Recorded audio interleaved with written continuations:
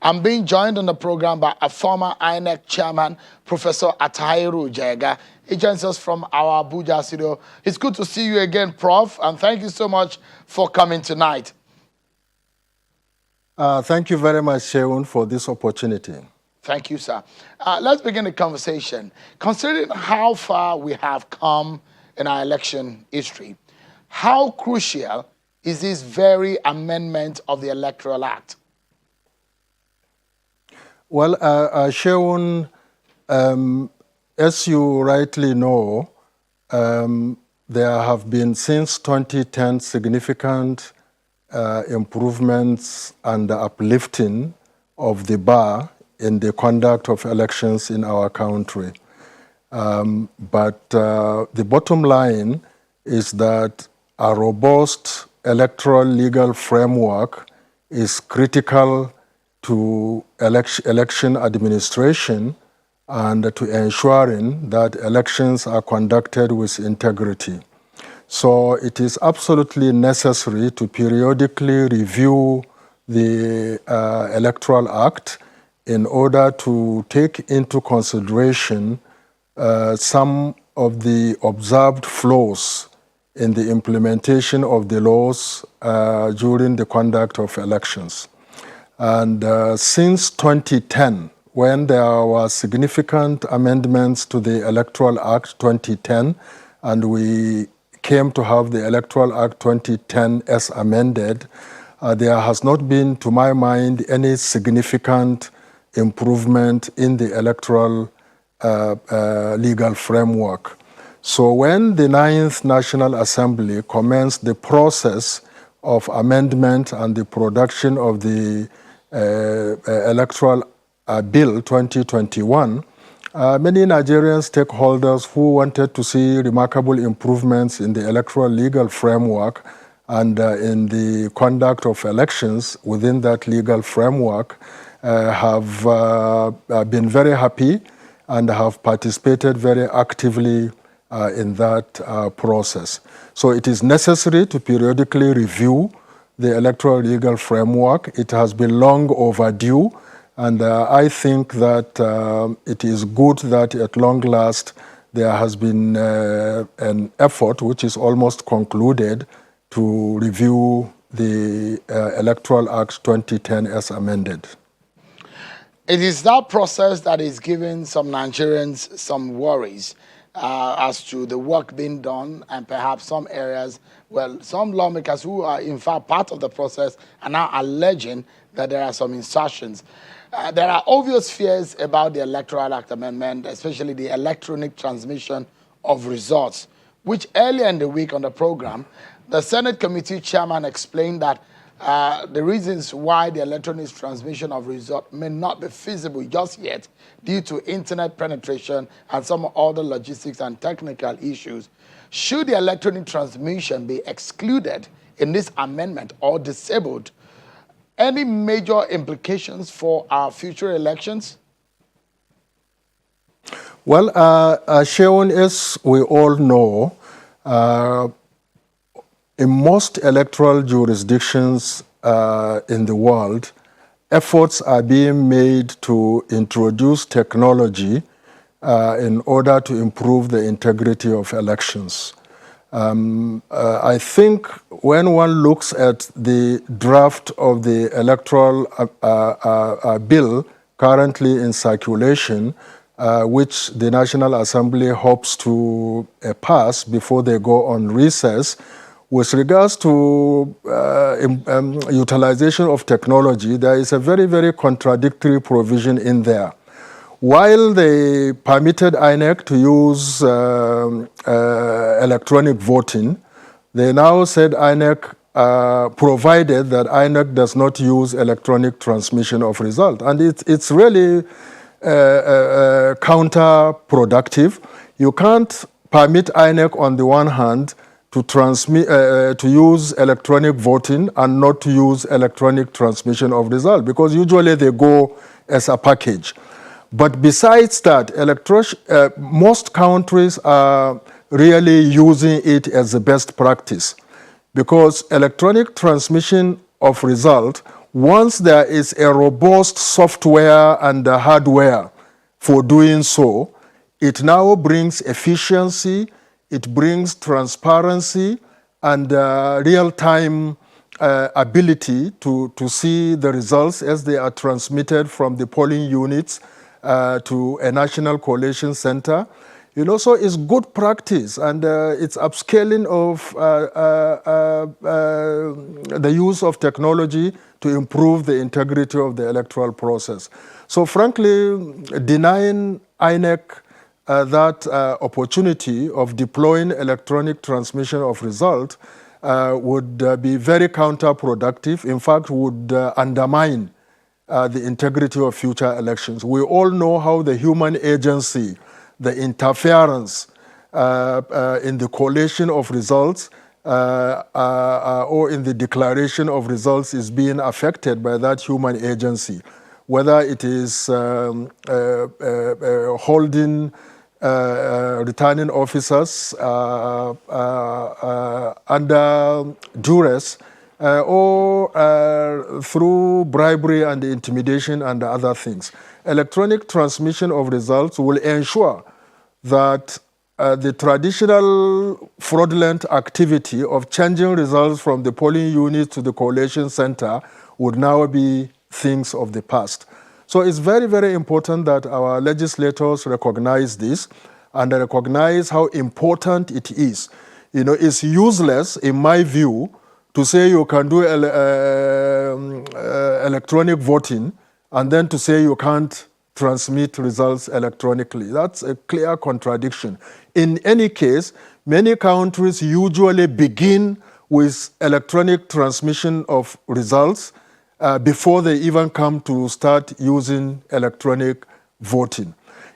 Again, I know for a fact that since around 2012, 2013, INEC has been piloting electronic transmission of results in order to, once they get the legal framework, to begin to launch it. And as we saw in some of the off-season elections, they already have a very robust and a very real-time, transparent process of transmitting results. All they needed to do, perhaps, is to pay attention to cyber security that can guard against infiltration or hacking of this. And there are already very good softwares out there that prevent hackers from tampering with results as they are transmitted along the line. So I think we expect the National Assembly to bring about reform measures that will improve the integrity of elections, and frankly, not permitting electronic transmissions of results would even create an impression that the legislators are afraid or are unconcerned about the integrity of the process of transmission of results, because there are many irregularities in our electoral process related to the manual or manual or analog, if you wish, transmission of results in our elections. For someone who has managed Nigeria elections, so many of it, off-season, season elections, I know that INEC in Edo and Ondo experimented with the electronic portal where results were dumped and people can track the results real time and see what is happening. How many of these results have come in, although not legally backed at the time when these were used, but people can see some level of transparency in that process. But a lot of Nigerians know that most of the manipulation that we see in elections happen in the transmission of the result, not even during the voting process. Is it the politicians being jittery? Because politicians, a lot of the times, do not want a situation where they cannot be in control of certain areas, like a popular saying that politicians don't actually want everything to be too transparent. for them. It's not comfortable to them. That's some of the popular saying during elections. Is it the politicians being uncomfortable now in what we're saying in them wanting a situation where we will not have an electronic transmission of results? Yes, Sheun, definitely there are some of those concerns.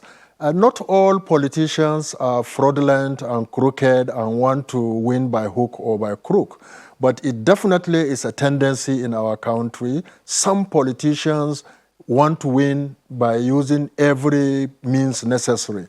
And one clear area where they have been doing this, and regrettably very successfully, is in the changing of results as they are moved from the polling units to the collation centers. And as you rightly pointed out, the pilot that INEC did in some of these off-season elections shows clearly that we are headed towards a more transparent and a more efficient processing and transmission of results. Because again, use of electronic transmission of results will also minimize the time it takes for final results to be declared. And there is a clear trail in terms of interrogating the results electronically in case there are doubts about the efficacy or the legitimacy of some of these results. So frankly, I think honest politicians in the National Assembly who want to see improvement in the integrity of our electoral process should not pander to the wishes of the crooked ones and should therefore ensure that this Electoral Bill 2021 is appropriately amended before it is passed to introduce this very significant required improvement in the electoral process. So the flip side to this, Prof, is technically speaking, is Nigeria ready for an electoral process that is fully digitized or electronic? Well, if you mean fully digitized by saying electronic voting, for example, I will urge that we make haste slowly. There is no doubt that if electronic voting can be done properly and appropriately, it really will go a long way in improving the integrity and the credibility of our elections. You know, but there are so many challenges in our country. For one thing, to be able to do effective, thorough electronic voting, you need the infrastructure, you need the software, but you also need associated support infrastructure. For example, stability of electricity, extensive network coverage, and robust and reliable internet facilities and accessibility. In Nigeria, many of our polling units are either in areas where there is no stable electricity, if there is at all, or where there is no effective internet network. So I think to that extent, we have to make haste slowly in the sense that once INEC is given the power, legal power, to deploy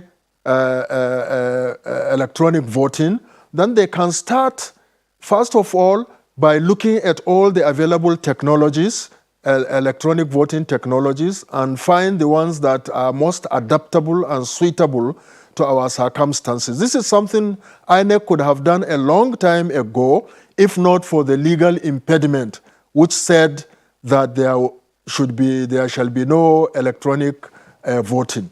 But now that the electoral amendment in the new bill would permit electronic voting. It gives INEC the opportunity, first of all, to look for a very adaptable and suitable and robust electronic voting technology that can suit our own purposes. And then they can also look at the possibilities of if electronic voting should commence, where should it commence, how should it commence, in what time frame. So I think removing that legal impediment and allowing INEC to use electronic voting gives it the scope to now to begin to look at how to do this. And I think that is a good development. Where there is a problem is where now the same legal section provision that gives INEC to deploy electronic voting is also denying INEC the power to do electronic transmission. It's very, very contradictory. In fact, it will even undermine electronic voting if and when it becomes the time to do it. And in any case, in our own country, it looks like the priority now, having all the other things that have been done to add credibility to our elections, the next stage is to begin electronic transmission of result and to perfect it before we can also begin electronic voting. So it's good for us to look in the direction of electronic voting and for INEC to begin to plan for it. I think once INEC has that opportunity and legal power, then the issue of when it can be introduced or how it can be introduced. For example, it can be introduced in phases. Many countries have done that. The cities we know have more stable electricity, they have more stable internet connectivity and other things. You know, so you can begin to say that maybe in the major cities, where also there is a large concentration of voters, we can begin to pilot electronic voting in those places. But that piloting of electronic voting has to be together with electronic transmission of result. Otherwise, it's nonsense, it's useless, in my view, to do that. You can't even do electronic voting devoid of electronic transmission of result. You know, so we should make haste slowly, but we should be focused and be determined to increasingly, systematically, and more robustly use technology in our electoral process. I would like to get your view because we're looking at the issue of how effective our elections can be, and that also has to do also with the integrity of those who are managing it. One area is the nomination of the president's aide, Loretta Onoche, and which has caused a lot of controversy. I'd like you to listen, Prof, to some of the response the woman gave when she was responding to the lawmakers, Ms. Loretta Onoche. Take a listen to part of our response at the Senate screening process, and I'd like to get your view on whether or not the nomination should go through, or in this climb, what should we be expecting? Take a listen to Ms. Loretta Onoche. Mrs. May Abamuchembo is from Delta State, but she was nominated. She's married to somebody from Cross River State, and she was nominated to represent Cross River State, not Delta State. Are you a current member of any political party, madam? Since 2019, when President Muhammadu Buhari won his second term, I have removed myself from anything political, not even anticipating that I will be here today defending my nomination to INEC. It was never in my, I never envisaged it, but here I am. Since 2019, I have not had anything to do with any political organization in this country. Even Buhari support organizations, I have not had anything to do with them since 2019. So when APC decided to do a proper registration of their members and to revalidate their membership, I did not take part in that exercise. So as I'm sitting down here, I am not a member of any political party in this country. You swore to an oath, an affidavit, rather, in the High Court of the Federal Capital Territory. I don't know whether it is. I would want you to take a look at this document and confirm whether it is your own or not. In paragraph 3 of that affidavit, it said that I am also engaged in active politics and a member of the Neighborhood Watch, and has also contested the local government elections under the Conservative Party in the United Kingdom. I am also a member of the All Progressives Congress and a volunteer at the Buhari Support Organization. There is nothing wrong I can see in the appointment of Madam as INEC National Commissioner.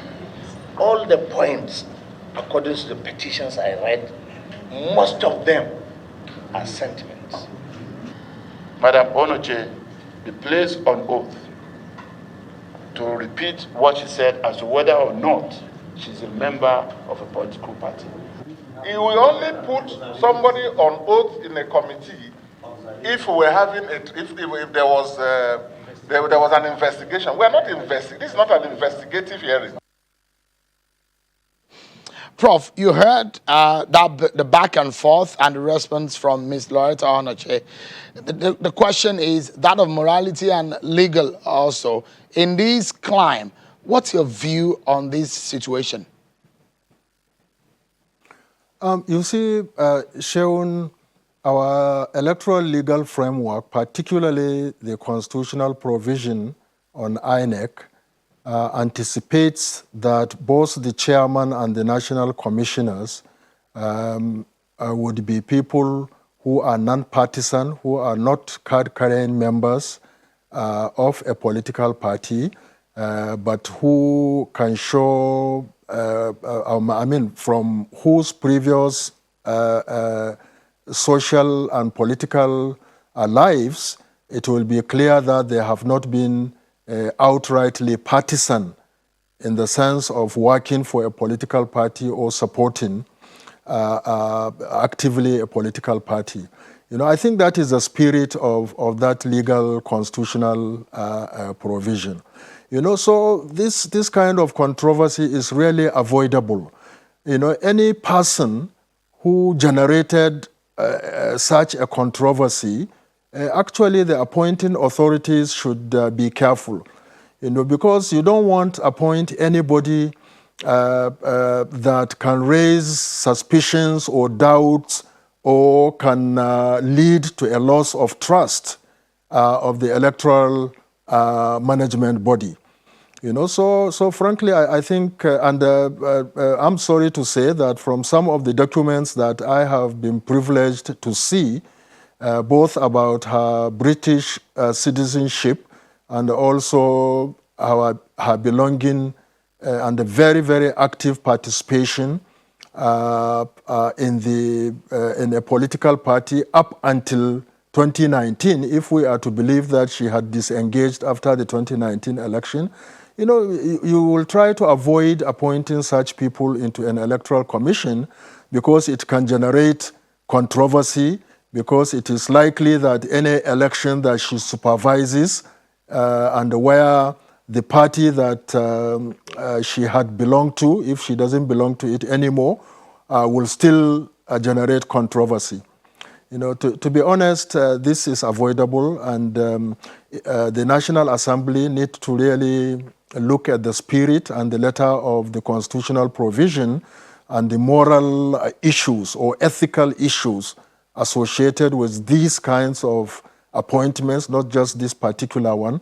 And in fact, to be honest, the president can also just withdraw that nomination. After all, there are so many, hundreds, I will say, of women with credibility, with capacity, with competence in both Delta and Cross River states. So why bring somebody that can generate controversy in this regard and raise suspicions about even the intention of the appointment? Okay. So I think that we should put this controversy behind us and do the right thing. I'd like us to get to our concluding moment with you, Prof, but we need to take a break. And I'd like to get your view on what has become the increment of the campaign expenses for presidential campaign. It has been increased up from 5 billion naira. Does that make sense? I'd like to get your view after this break. And up next on the program, we switch gears, and my two guests that will be joining us after now will be talking about the 2023 zoning debate and what the Southern Governor said in Lagos. Don't go anywhere. Our concluding moments also with Professor Atairu Jega. Everyone for staying with us. The issue of Electoral Act amendment is what gets us talking. And the former chairman of the Independent National Electoral Commission, INEC, Professor Atairu Jega, is our guest from our Abuja studio. And our concluding moments with Prof now. Prof, there are one or two areas I'd like you to quickly help us touch on before we conclude with you. You've heard about the plans to raise the campaign costs or expenses of a presidential campaign up from 5 billion naira. What's your view on that? I think, Sheon, in my view, is a very dangerous provision in this Electoral Bill 2021 that is in circulation.